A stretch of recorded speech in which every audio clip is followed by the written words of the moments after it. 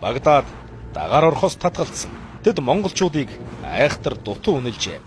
Монголчууд Азийг хичлээд байсан. Тэд дипломат ажиллагаа, сүр хүчээр далаалгах, цэрэг татлаг гээд аялал аргыг хэрэглэн нийт 200 мянган цэрэгтэй армийг бүрдүүлээд байсан юм.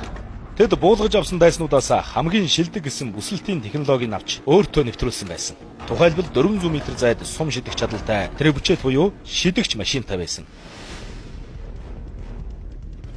6 хоног тасралтгүй сум тавьж довтолсны эцэст хотын хамгаалалтыг сэтэлжээ.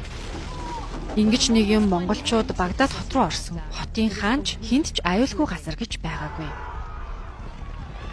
Хотын хамнуудын дотор хашигдсан 1 сая хүний амийг аимшигтайгаар авсан гэж эртний бичвэрүүд тэмдэглэсэн байдаг.